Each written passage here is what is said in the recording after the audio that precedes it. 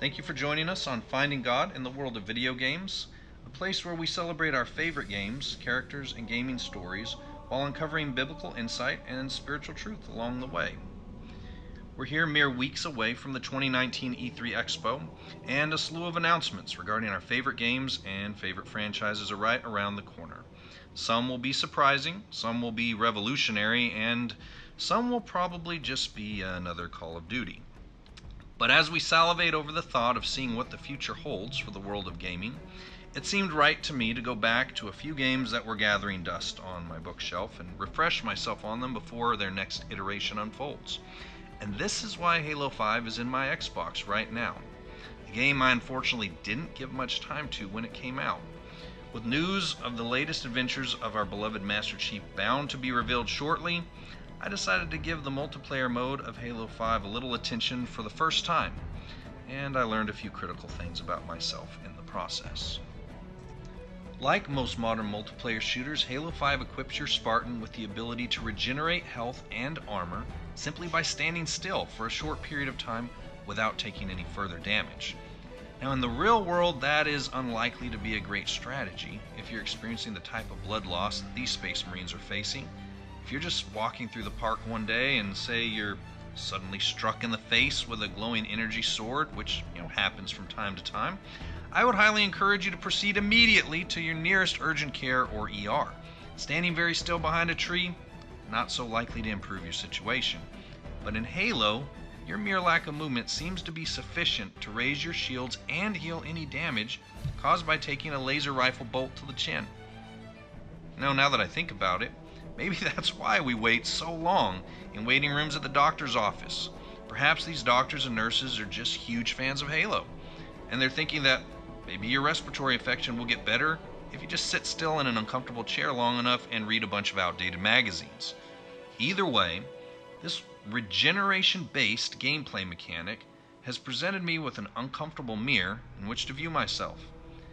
You see, I'm not the most patient player in the world, and every second that I am not actively chasing an opponent down feels like an eternity. Stopping to allow my shields to recharge is painful. It just seems like there's so much important stuff going on around me while I am just sitting here, passively wasting away. Honestly, I feel like I'm letting my team down, as well as myself when I'm not actively contributing. And instead, I'm just over here a coward, hiding in a corner, waiting for my wounds to heal. And my lack of forward progress feels like I'm only really active at failing. More often than not, I've found that if I don't wait and allow my circumstances to improve, I'm only a liability to myself as well as my comrades. Let me give you an example. At one point, while playing Halo 5, I was racing around a small multiplayer map, had a gravity hammer in my hand, and I'm experiencing a fair amount of success with it if I don't say so myself.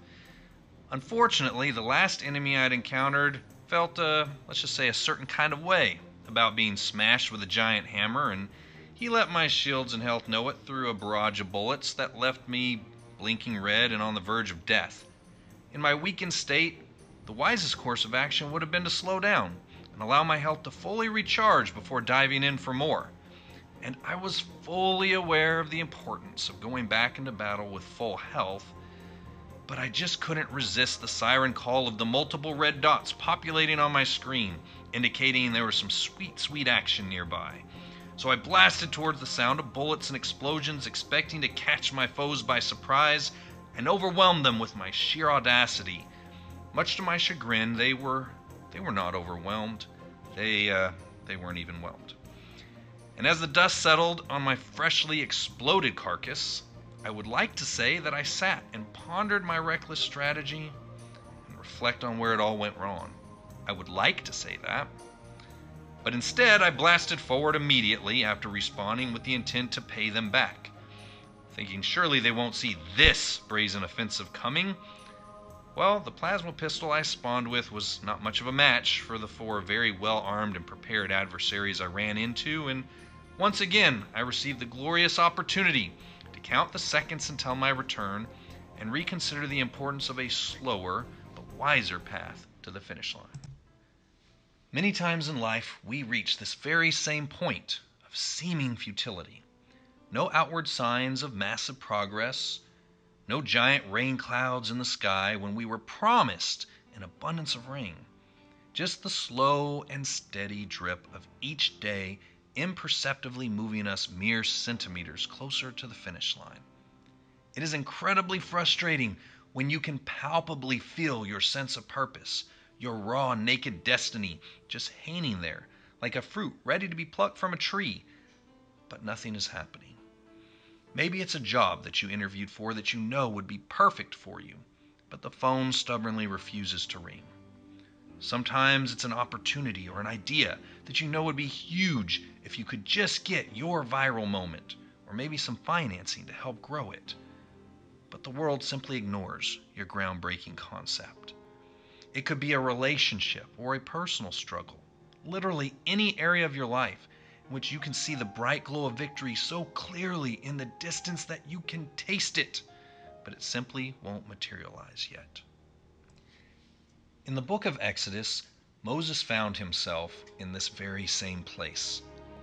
After a narrow escape from slavery in Egypt and a very frosty reception from the local inhabitants of their new land, the people of Israel were staring into their new future, the promised land, the land of dreams, the destiny that they had been working towards for literally hundreds of years.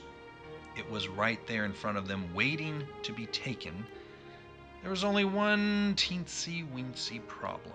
The promised land, you see, was currently occupied by people who are going to be less than enthused at the prospect of being mowed down and pushed out of their current residence.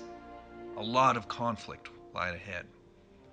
But before Moses and the Israeli people could even start planning for conquest, God had a plan that was bound to ruffle a few feathers. Exodus 23:29 through 30, he says, "I will not drive them out from before you in 1 year, lest the land become desolate and the beasts of the field become too numerous for you. Little by little I will drive them out from before you, until you have increased and you inherit the land." So let me get this right. Even though the Lord was and still is quite capable of wiping out our adversaries with a snap of his fingers, Thanos style, he was actively choosing not to. Not because he's being cruel, not for some object lesson they needed to learn. No, it was much more simple than that. Their lack of capacity for tending to the land at this stage would have ended with them inheriting a land that was infertile and uninhabitable. They had big dreams and ambitions, but they didn't yet have the means to sustain all that they envisioned yet. So instead, they would receive their victory piece by agonizing piece, slowly, steadily, until they were in a position to truly inhabit it. It did not mean it was not theirs to claim. It was simply a matter of practicality. God was not going to give them a land that they were not yet in a position to sustain. Possessing the entire land in one shot without having the infrastructure in place to support it would have devastated the entire country. They had to slowly grow into their new role as stewards of this land. And so it is with us. The Lord has a deliberate plan for a slow, steady, step-by-step process that will end with us exactly where we belong at the exact time we belong there. But in the meantime, the movement forward will often be slow. So now for a moment of honesty, I will freely admit that I do not enjoy slow progress. If I'm making, say, a batch of brownies and realize it will be 30 whole minutes until they come out of the oven, I'm going to think about my past self 30 minutes ago and wish he had been just a little more proactive, so I could have some brownies right now. But partially cooked brownies are simply not as good as the finished product. That slow process is what makes them so good, and if you have ever compared microwave brownies to oven-baked, you know what I'm talking about. Similarly, the Bible tells us in Zechariah 4:10, do not despise small beginnings. Whatever your dream or vision is, your slow or seemingly non-existent progress is not an indication that the answer to your prayer remain out of reach.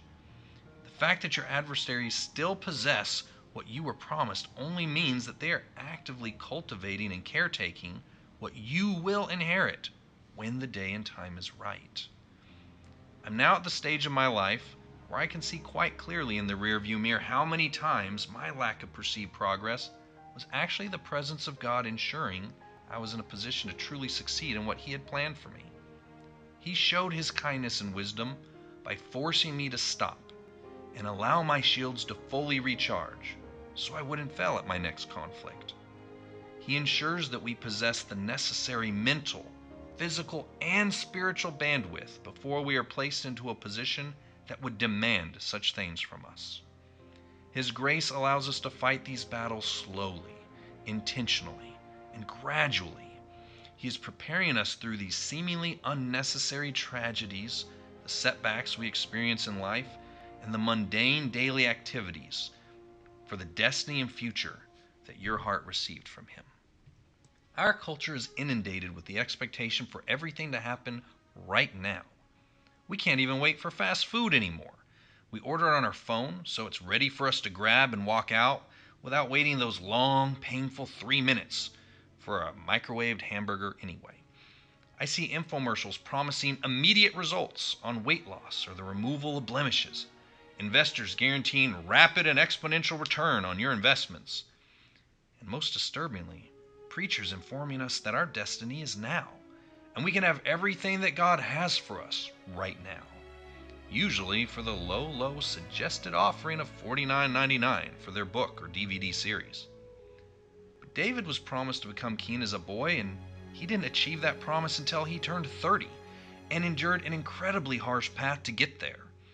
Even Jesus himself had to wait 30 years living in relative obscurity before he took the first steps in his earthly ministry. Now, while the Lord can certainly do anything He wants in any amount of time, as we saw in Exodus, He has a more sustainable route for most circumstances. Slow, patient, steady growth until you're in a position to receive all that He has for you. I'm learning that when playing Halo, I'm at my best when I have a full complement of health and armor before I take on my next opponent. That slow regeneration of health puts me in the best position to be successful in whatever is waiting around the next corner. And similarly, the Lord absolutely has plans to prosper each and every one of us, but He doesn't usually do it by dumping a pile of lottery winnings into our laps. Honestly, we wouldn't necessarily be the best stewards of something we received without any sacrifice to achieve it.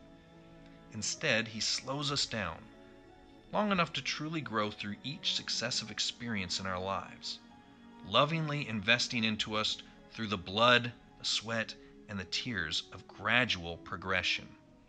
And then, when it is time, we're able to confidently and boldly walk into our destiny, knowing that this is what we were being prepared for all along.